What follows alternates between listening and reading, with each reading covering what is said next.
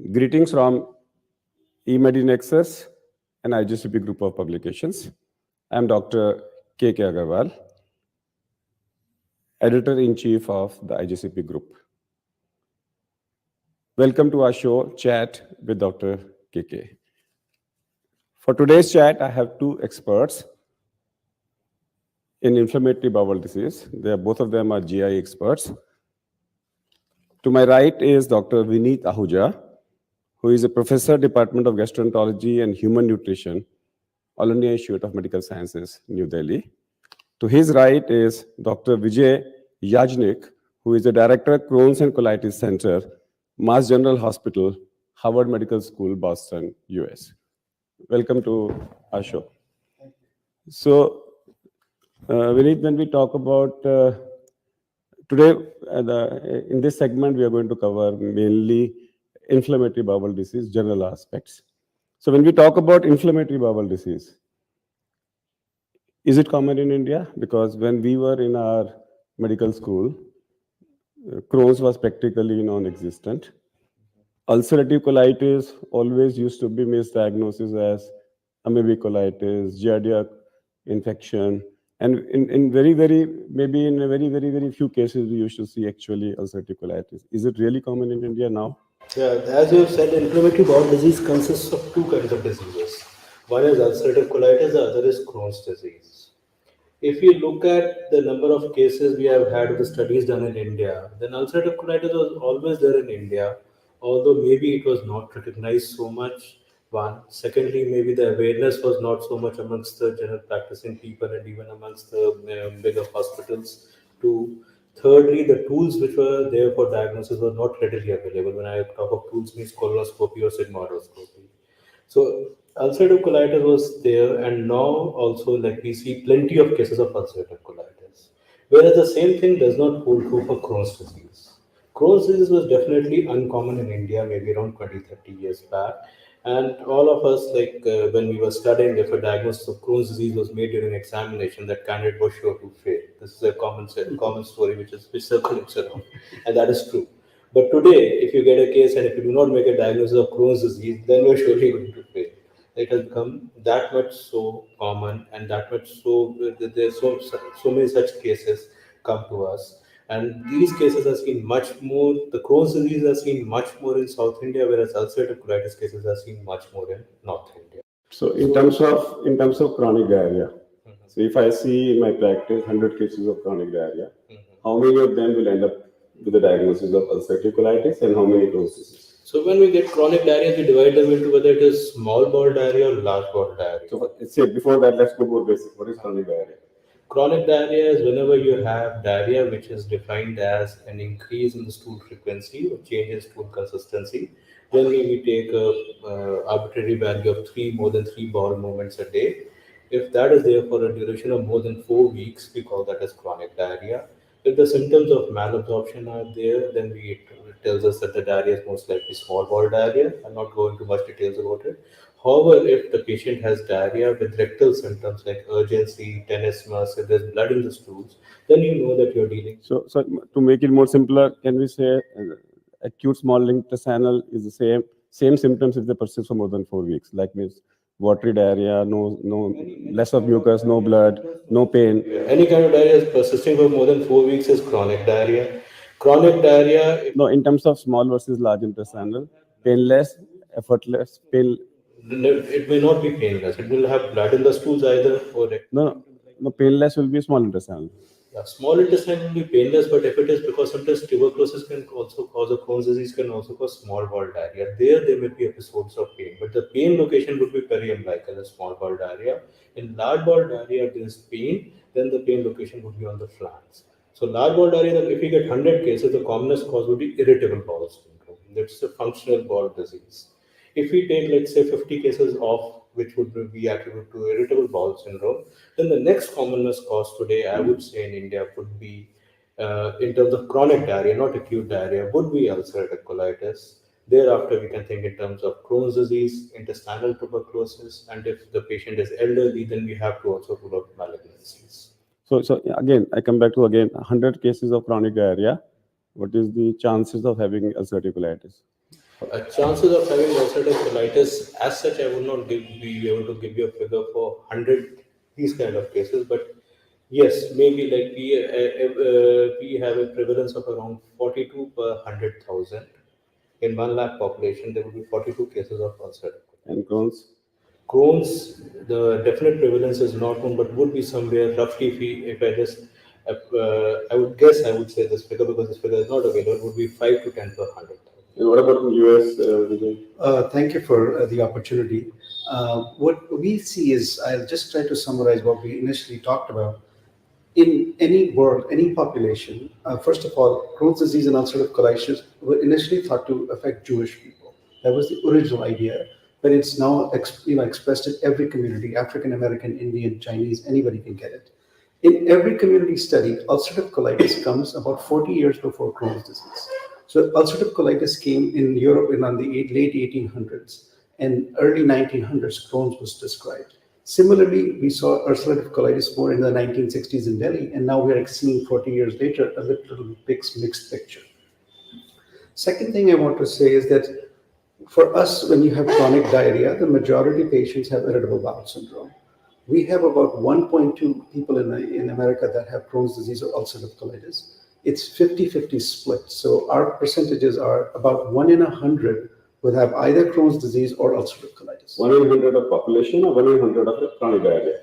But I don't think anybody has seen that's an excellent question, because you're really targeting the primary care and the general practitioner. I don't think that's really investigated, because if it's an academic center, then the numbers of chronic diarrhea, the Crohn's and ulcerative colitis go higher. If you're in a peripheral center, you see it much lower. So if I have to go back again, that if a GP is examining a patient with chronic diarrhea, when should he refer to rule out ulcerative colitis or Crohn's disease? I think the referral should basically depend in the duration of symptoms. As you know, most infections are self-limiting. They last for a few days and the people get better. So acute colitis from infection is very short term. So my view is, if you have 3 to 4 weeks of diarrhea, but if you have diarrhea with alarm symptoms, which is mucus and blood. See, mucus and blood in India is the commonest thing. With the maybe colitis, you will get in every patient lasting for more than 4 weeks. It has to be investigated. So any diarrhea, chronic diarrhea, small intestinal or large intestinal, if it is prolonging, and if it is lasting for more than 4 weeks, the patient needs a referral. I think we can come to this consensus, yes. We can come to a consensus on Any diarrhea lasting for more than 4 weeks should be referred. Send for a what? Sigmoidoscopy, colonoscopy. Again, then the patient's history needs to be taken. I would say weight loss. Alarm symptoms are critical. Weight loss, inability, pain, disproportionate symptoms, and patient comes in and has chronic diarrhea but has 30 pounds or 15 kilogram weight loss. That's very serious. You don't need to wait. So I said, now the patient, he wants to refer the patient. He refers it to whom? For what? Straight away, patient goes to a sigmoidoscopy or a colonoscopy, or he refers to a gastroenterologist. A gastroenterologist decides. Gastroenterologist may not be available in every city, so therefore. Then you need to take the history. The patient has small bowel diarrhea or large bowel diarrhea. Suppose the patient has blood in the stools, then straight away sigmoidoscopy. Let's say the patient does not have blood in the stools. The patient has mild anemia, some amount of weight loss, painless diarrhea. Then you would like to think in terms of celiac disease, a small bowel diarrhea, or a tropical stool. So it depends upon what kind of history the patient has. If the predominant large bowel symptoms, yes, you then would like to go in for a sigmoidoscopy. So we'll go one by one. So suppose the patient has a 4 weeks of diarrhea with blood, suggestive of a large bowel disorder. Now he refers him to a physician or a GI, whosoever, whether a physician doing GI practice or a GI specialist, and he refers him for what? Should he write down referred for sigmoidoscopy? Should he refer for opinion, or referred for colonoscopy? I think he should refer for opinion first, because no procedure is risk-free. And I think if the patient is having a colonoscopy or an endoscopy, it's nice that the patient and the doctor and the gastroenterologist treating physician understand the questions. And so it's not like a radiology test that you order a CT scan and it requires a little more, and same thing as you see in cardiology. I think the more the doctor understands, the better delivery. I'll tell you why did I ask this question. I'm basically, so when I refer for a sigmoidoscopy, okay, suppose I am a senior physician referring it to a GI, or a senior family physician referring it to a physician. When I say refer for to rule out ulcerative colitis, referred for colonoscopy or a sigmoidoscopy, the person is not supposed to, he's supposed to do the procedure, diagnose, and send it back. Okay. And then if I refer it to opinion, 90% of the people may not come back to me. I will lose my family, I'll lose my patient. Therefore, as a family physician, I want to be clear for what I'm referring. Because if I'm referring him for an opinion, he will say, okay, take this 4 weeks treatment, come back to me again after 4 weeks, I lose the patient. And that is the apprehension amongst, and that's the reason in our hospital, that's the reason in India, the referral rates are very low.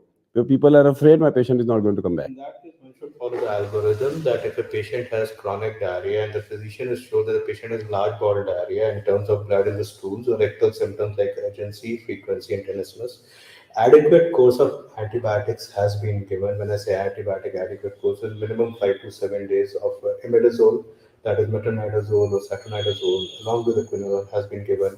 The patient has not responded. Patient continues to have increased stool frequency daytime as well as nocturnal with blood in the stools. Then you need to, then you know there's a colonic pathology. Then the patient may be referred for sigmoidoscopy. But if adequate antibiotic dose has been given. Okay. Now suppose I'm suspecting as a senior family physician or a physician, I'm suspecting clinically this is ulcerative colitis. In my mind, I'm sure. I want to start the treatment of ulcerative colitis. I want a procedure to be done for a confirmation for which because I myself don't do any of the procedure. So should I refer him by writing sigmoidoscopy or a colonoscopy? Or sigmoidoscopy is sufficient? Because the charges for both in the private sector are different. Depends upon the disease severity. Colonoscopy may be contraindicated if the patient has very serious symptoms. Colonoscopy runs the risk of perforation if the patient has severe. So best is first investigation should always be a sigmoidoscopy, and that also the gastroenterologist should have the decision, make the decision whether the patient is in a state to undergo the sigmoidoscopy and all, or sometimes a very limited examination without preparation is enough. So as a family physician, I write down sigmoidoscopy to rule out ulcerative colitis or to confirm ulcerative colitis. Sigmoidoscopy with a biopsy to rule out, and I can even put down is that if colonoscopy is indicated, either go ahead or discuss with me. Yes. I can give the instructions to them that they can talk to me if they feel that sigmoidoscopy is necessary. Then the doctor should talk to me on phone and take my permission, take my consent to do that. Okay. Now, if I now suspect on the contrary a small bowel diarrhea, chronic diarrhea, what is the investigation of choice? Let's say I've done the X-ray. X-ray is negative. Okay, I have done the celiac test. The celiac test is negative. For that, I don't need to refer it to a specialist. Suppose that clinically I want to rule out a celiac disease. I've done the blood test. Now I want to rule out either a tuberculosis or I want to rule out a Crohn's disease. And if in my mind as a physician, I have two differential diagnoses, TB versus Crohn's, I refer it to a specialist. What do I write down on my prescription? Refer for what? You need a colonoscopy for that because you have to be sure that the biopsy of the terminal ileum is done because it's small intestinal thing. And we are very fortunate that colonoscopy can, most gastroenterologists can easily intubate the terminal ileum and take a biopsy. It can, so that there's a visual features and histology features put together can differentiate between these two. And that will be able to differentiate between the tuberculosis and that Crohn's disease. It's not 100%, but sometimes it takes time to figure this out. The obvious choice is not that one simple test. And this type of, I think the relationship and a clinical relationship with a gastroenterologist is very critical in this one. Now, why did I ask this question? I have three options with me. Here in India, we would like to defer it. No, I'll come back. I have three options with me. Do I send it for a CT enterocolitis or a MRI enterocolitis? For that, I need to refer it to a radiologist. If I go to a colonoscopy with the terminal ileum viewing, I need to refer it to a gastroenterologist. Do I go for a barium testing? Traditional, old, and many people still vouch that we give you complete diagnosis even with the advanced techniques of barium. Again, I need to refer it to another radiologist. So I'm in a fix where to refer. I think if you're very suspicious of a diarrhea and you're really thinking about Crohn's or And, something, and one more, because now people are, anything new comes, there are a lot of advertisements. Now everywhere you're talking about, everybody's promoting capsule endoscopy. So therefore, I have three options where to send. And I don't want to send it. I really want to take a decision myself as a physician, that in which situation capsule endoscopy, in which situation colonoscopy, and in which situation CT entero or MR entero at the first step. I may differ from that. No, you say how in US, then let him say how in India. I think to me, a diagnosis based on histology is critical because the treatment can have dramatic results. So if it's Crohn's disease, we typically give immune suppression steroids, and if the patient has TB, they would become catastrophic. The patient can die. So while there's a lot of advance in radiology, it's very limiting because you cannot do a biopsy. I don't think any radiologist can look at a scan and say this is TB versus Crohn's. There are some studies that say some features are more suggestive of Crohn's, but it's not that specific because the treatment is so dramatically different. It's a big burden on the treating physician to really be sure what they're doing. What about in India now? I would not go with any of your choices, all four of your choices. I think what we do is the investigation we would do in such a setting would be CT enterography, not an enteroclysis, a CT enterography. What is the difference? The CT enteroclysis is where you put in a tube, right? So you put in a tube and then you put in the methyl cellulose or the negative contrast through that, so that it distends the retinal kind of. But then that causes a lot of discomfort to the patient. CT enterography is where the patient just prints the neutral solution or the negative solution, and as a result, that distends the small bowel well, and you can have a cross-sectional imaging also in terms of lymph nodes. That's a non-invasive test that gives you the roadmap very clear, whether there's any structure out there or not. If there is no structure, there is an area of enhancement, whether there are any lymph nodes. After CT enterography, then we decide. Why not MR enterography? MR enterography is a preferred investigation of choice because it does not involve any radiation. And if a patient has Crohn's disease, he may have to undergo multiple CTs over a lifetime, so we would like to reduce the risk of it. But across the board, if you talk to the radiologist and everybody is still more comfortable if the first time a CT enterography has been done. So it's more easily readable in terms of like the people are across various cities are better equipped to read CT enterography. They're more conversant with it. And subsequently, the next time if it has to be done, then it may be an MR enterography. So you do a CT enterography. Then after that, I totally agree with him that you would have to do a colonoscopy, and histology is very critical for diagnosis. But first is to get the whole roadmap of that thing. And that also decides whether you can do a capsule or not, because capsule often gets stuck in tuberculosis or Crohn's disease if there's a stricture. That becomes a contraindication for a capsule. And if capsule gets stuck, then you have to do surgery at times to get the capsule out. So a CT enterography will also tell you if there is no stricture, and if you want to investigate further, then you would do a capsule. However, if there's a stricture, then obviously capsule endoscopy is on. So what we would do is if IgA TTG is negative, then I would. IgA TTG is to rule out CID. Exactly. If that is negative, then before CT enterography, in fact, if you're suspecting small bowel diarrhea in terms of patient has anemia, patient has hypoalbuminemia, patient has hypocalcemia, then one would like to do an upper GI endoscopy with a duodenal biopsy first before going into CT enterography, then a CT enterography. Duodenal biopsy will rule out? Duodenal biopsy again for tropical screws, celiac disease, immunoproliferative small intestinal disease, that is something which we see out in giarditis is one of the common causes of small bowel diarrhea, chronic small bowel diarrhea, which we see frequently. And if you do a duodenal biopsy, you may pick up giardia, which you may not be able to pick up because school examinations are often said should be done, but people do not end up doing it diligently for 3 days or 4 days. So upper GI duodenal biopsy and tuberculosis at times can be picked up. Similarly, if you think of Crohn's disease also diagnosis can be facilitated, cannot be confirmed, but be facilitated by a duodenal biopsy. So do that, then do a CT enterography, then do a colonoscopy plus terminal biopsy. Still, you're not getting a diagnosis.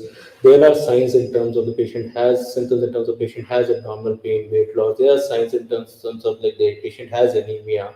Then you can think in terms of going for a capsule endoscopy. That should be the last investigation. So if I have to choose, then the colonoscopy and CT. We would go upper GI small bowel diarrhea, upper GI endoscopy, duodenal biopsy, CT enterography, then ileocolonoscopy with a biopsy. Okay.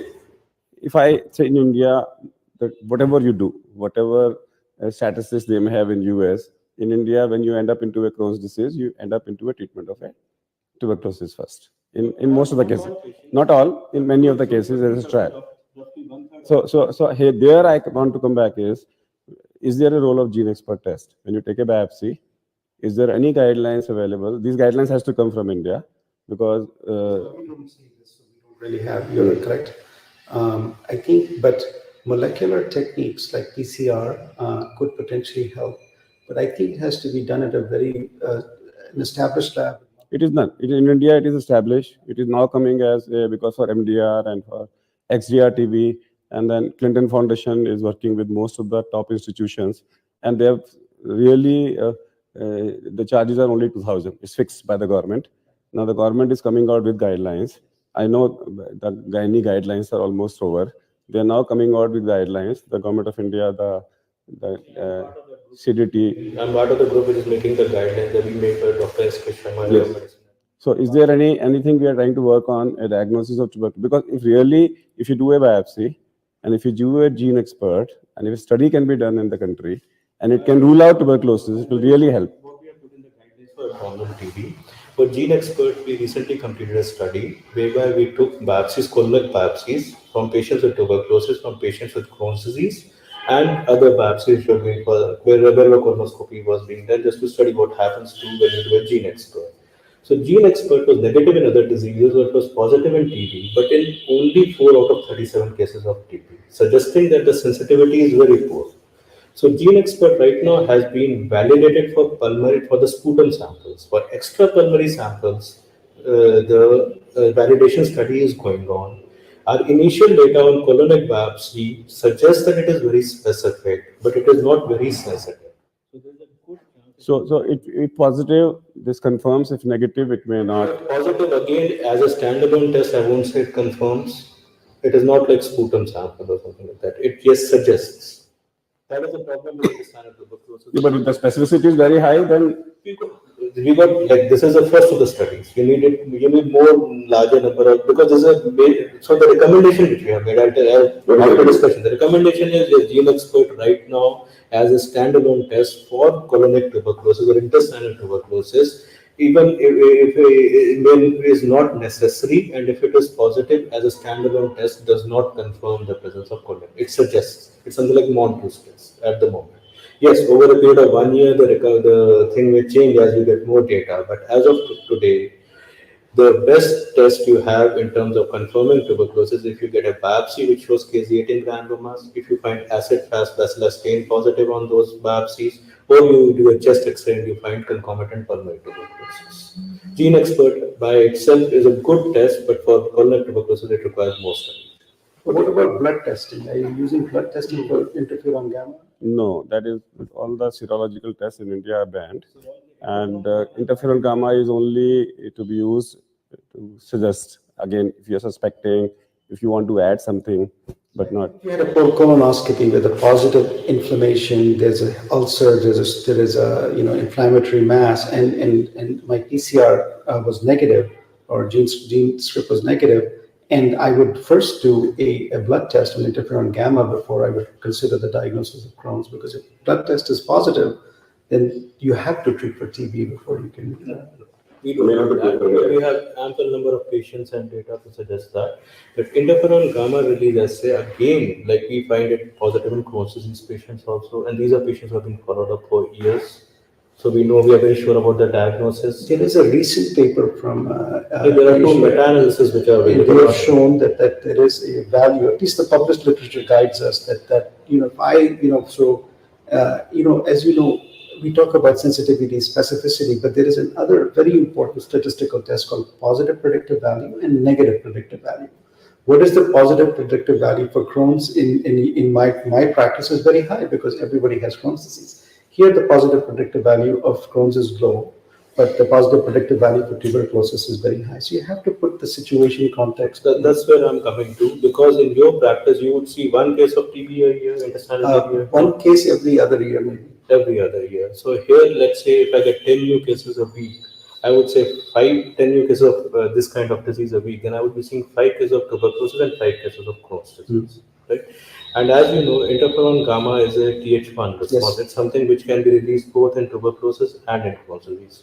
In tuberculosis, it's a marker of latent TB rather than active TB. Yes. So as of now, I agree with you that there is published literature from Korea and Hong Kong which suggests that interferon gamma release is a good way to differentiate between tuberculosis and Crohn's disease. But in our daily practice, what we have seen that it has not been found to be helpful.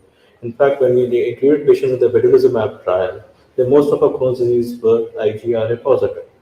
I see. And that became an exclusion criteria for them. I think this is an important message for the viewers that if this. So one of the so what if I have to summarize what we have done so far is, so if a person has a diarrhea, more than 3 stools per day, change in frequency, and if it is lasting for more than 4 weeks, he should be evaluated. For evaluation, the second question he should start thinking is, am I dealing with small intestine or a large intestine? If he feels that clinically it is a large intestine, he refers him for a sigmoidoscopy. Let the specialist decide whether he wants to go ahead further and see the colonoscopy or not. He will be able to rule out ulcerative colitis. If ulcerative colitis has been ruled out, let him think back, am I dealing with the irritable bowel syndrome? Have I missed my diagnosis? And please include put in out here hemorrhoidal bleed. Most of the times these patients are labeled as having hemorrhoidal bleed and they go on for at times months and years. That's correct. And then if clinically he thinks that if my patient is having a small intestinal diarrhea, he goes for a routine GI endoscopy, upper GI endoscopy, let him see the stomach and the duodenum, do a duodenal biopsy. With duodenal biopsy, one should be able to rule out the celiac disease, giardia, which is a common inhabitant there, and he should also be able to differentiate between sprue and other types of colitis. If he finds that the upper GI endoscopy is normal, then he has a choice. For capsule endoscopy, no, he should not take a decision for capsule endoscopy because that's the last resort. So he has 2 choices, either he goes for a CT enterography or a MR enterography, versus he goes for a this colonoscopy with a terminal ileum examination. So let that choice be taken by the GI person, the person who is treating, case per case. So let the GI person for whom he is sending for an opinion take a decision, take a call, whether he is going for a CT enterography, which may be easier. Some people may even prefer MR enterography. Let them choose depending upon the expertise available.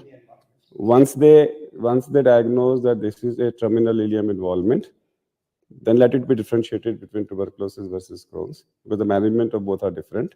And if you are not been able to differentiate between the two, you can still go ahead with the ATT trial. So you need a tissue biopsy, and you need a visualization for a follow-up condition.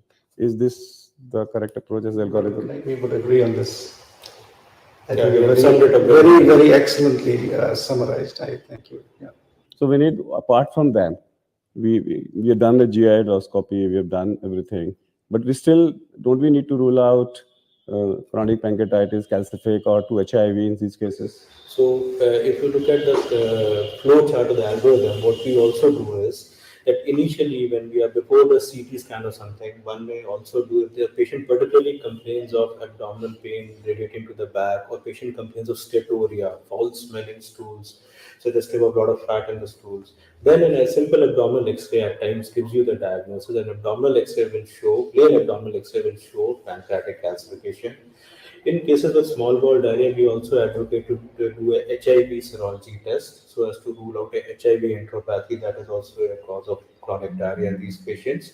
And before doing a CT, one should also obviously one examines a patient, and if there is any presence of ascites, then in that case, before you may not need to do a CT enterography at all, and you can simply do an ultrasound examination, confirm that the patient has ascites, and the ascitic fluid can be tapped, and the characteristics of ascitic fluid will help you in making a diagnosis of abdominal tuberculosis. Because abdominal tuberculosis can have 3 forms. The peritoneal form, where it presents with ascites, intestinal form, where it can involve the small or the large bowel, presenting as strictures, ulcers, or it can also be the lymph nodal form, which presents only with lymph nodes, which will be picked up on ultrasound or CT.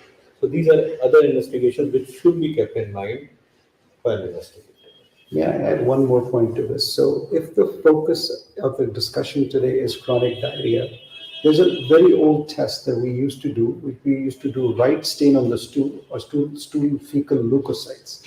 That's a very quick test for particularly a general practitioner to send to see whether the patient has inflammatory diarrhea or non-inflammatory diarrhea. Crohn's disease and intestinal tuberculosis will have positive for fecal leukocytes. There is a more modern lab-based test now. It's called stool for calprotectin and stool for lactoferrin. These are neutrophil proteins, and if they are present in stool, the chances of finding Crohn's or TB are much higher than if you would be irritable bowel syndrome. So this is a very quick, non-invasive test that can be done in the community before you even refer the patient, and it being very effective communication between the gastroenterologist, you as a treating physician, and the patient.